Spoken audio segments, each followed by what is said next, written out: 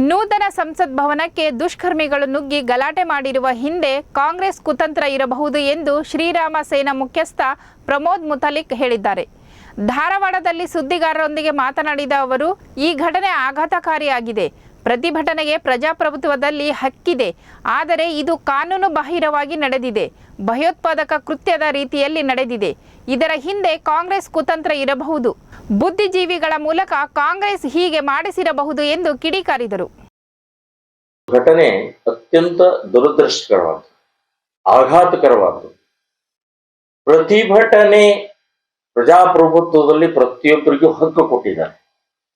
ಆದರೆ ಈ ರೀತಿ ಅಲ್ಲ, ಕಾನೂನು ಬಾಹಿರವಾಗಿ ಭಯೋತ್ಪಾದನೆಯ ರೀತಿ ಮಾಡುವಂತಹ ಪ್ರಕ್ರಿಯೆ ನಿನ್ನೆ ನಡೆದಂತ ಘಟನೆ. ಇದು ಯಾವ ನಾಗರಿಕ, ಯಾವ ಕಾನೂನು ಕೂಡ ಒಪ್ಪಲಾರದಂತ ಘಟನೆ ಇದು. ಸೊ ಯಾರು ಇದನ್ನ ಹಿಂದೆ ಒಂದು ದೊಡ್ಡ ಶಕ್ತಿ ಇದೆ, ಈ ಬರೇ ಒಂದು 5-6 ಜನ ಹುಡುಗರು ಅಥವಾ ಒಬ್ಬ ಹುಡುಗಿ ಮಾಡಿದಂಥದ್ದು ಅಲ್ಲ. ಸೊ ಇದರ ಹಿಂದೆ ಬಹಳ ದೊಡ್ಡ ಶಕ್ತಿ ಒಂದು ಇದೆ.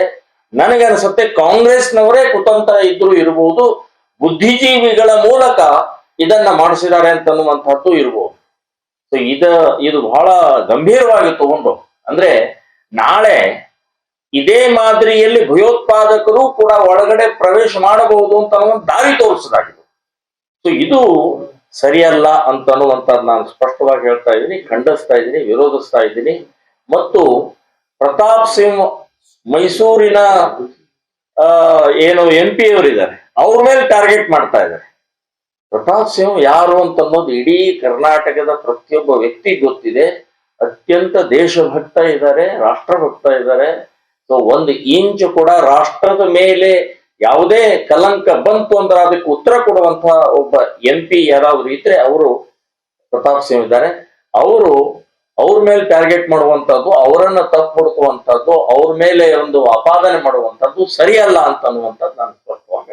ಸರ್, ಈಗ ಹೋರಾಟಗಾರ ಅಟ್ಯಾಕ್ ದೊಡ್ಡದೇ ಆಗದೆ ಇರಬಹುದು, ಆದ್ರೆ ಇದು ಚಿಕ್ಕ ಮಟ್ಟದ್ದು ಅಂದ್ರೆ ಆಗಿದೆಯಲ್ಲ, ಬಹುಶಃ ಏನಾದ್ರು ಲಿಂಕ್ ಇರಬಹುದಾ?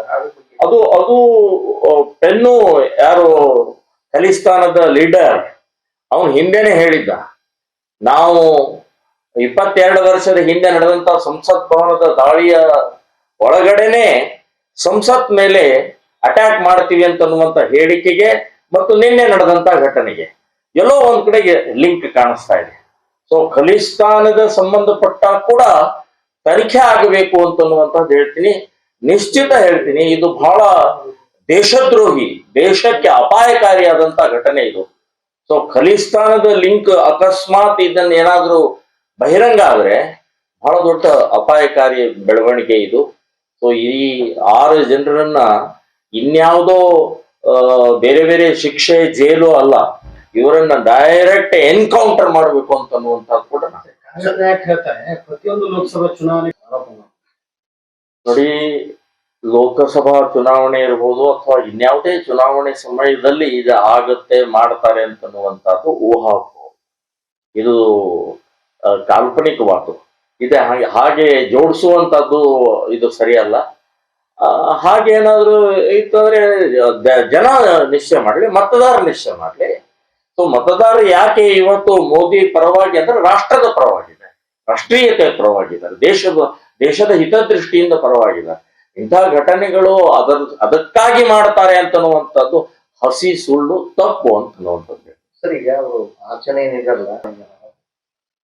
6 ಜನ ಅದು ಒಂದು ಆಘಾತಕಾರಿನ. 6 ಜನ ಬೇರೆ ಬೇರೆ ರಾಜ್ಯದವರು, ಇವರೆಲ್ಲ ಒಟ್ಟಾದ್ರೆ ಹೇಗೆ, ಒಂದೇ ಕಡೆಗೆ ಸೇರಿದ್ರೆ ಹೇಗೆ, ಒಂದೇ ವಿಚಾರಧಾರೆ ಬಂದ್ರೆ ಹೇಗೆ ಅಂತನ್ನುವಂಥದ್ದು ಕೂಡ ಬಹಳ ಒಂಥರ ಆಘಾತಕಾರಿನೇ.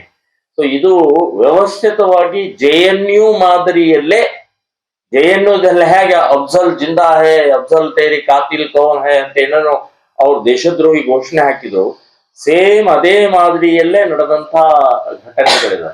ಸೊ ಇವರಿಗೆ ಮೋದಿ ಟಾರ್ಗೆಟ್, ಇವರಿಗೆ ರಾಷ್ಟ್ರ ದೇಶಭಕ್ತಿ ಟಾರ್ಗೆಟ್ ಇದೆ.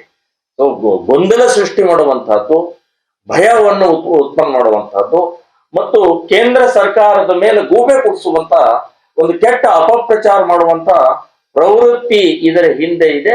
ಮತ್ತು ಇದು ಆಘಾತಕಾರಿನೇ. ಬರೇ ಅಪಪ್ರಚಾರ, ಆಘಾತ ಅನ್ನೋಕ್ಕಿಂತ ಬಹಳ ದೊಡ್ಡ ಅನಾಹುತ ಈ ರೀತಿಯ ಪ್ರಸಂಗಗಳು ಆಗಬಾರದು ಅಂತನ್ನುವಂಥದ್ದು ನಾನು